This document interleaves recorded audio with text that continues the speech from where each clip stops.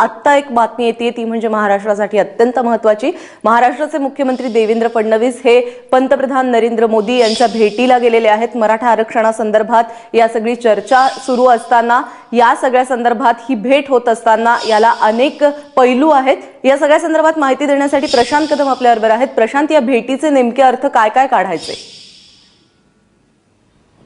प्राजक्ता, मुख्यमंत्री देवेंद्र फडणवीस आणि पंतप्रधानांची जी भेट होणार आहे ती आत्ता कुठं स्वतंत्र होणार नाहीये, तर एका कार्यक्रमाच्या निमित्तानं होणार आहे। विज्ञान भवनमध्ये स्वच्छ भारत मिशन संदर्भातला एक कार्यक्रम आहे आज, आणि त्या ठिकाणी हे दोघं भेटतील। पण एक महत्त्वाची घडामोड जी आज काल रात्री झालेली आहे ती म्हणजे काल रात्री उशिरा सीएम दिल्लीमध्ये पोहोचले आणि त्याच्यानंतर ते 11 अकबर रोड हे जे भाजपचे अध्यक्ष अमित शहा यांचं निवासस्थान आहे त्या ठिकाणी पोहोचलेले होते, आणि जवळपास अर्धा ते पाऊण तास या दोघांमध्ये चर्चा झालेली आहे।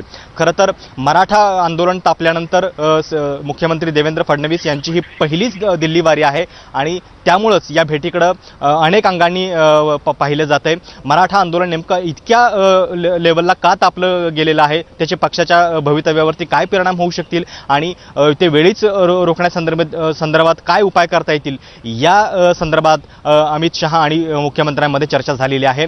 साहजिक आहे की मागच्या काही दिवसांपूर्वी जेव्हा सगळ्या भ्रष्ट मंत्र्यांच्या आरोपाचं प्रकरण येत होतं तेव्हा देखील दिल्ली हायकमांड मुख्यमंत्र्यांच्यावरती नाराज होतं, आणि का अशी प्रकरणं सारखी वारंवार समोर येत आहेत असा जाब त्यांना विचारलेला होता। त्यानंतर आता काही कालावधीमध्येच परत एकदा मराठा आरक्षणाचं हे प्रकरण तापलेलं आहे, आणि त्या संदर्भात पक्षाध्यक्ष अमित शहा यांनी मुख्यमंत्र्यांशी चर्चा केलेली आहे। प्राजक्ता।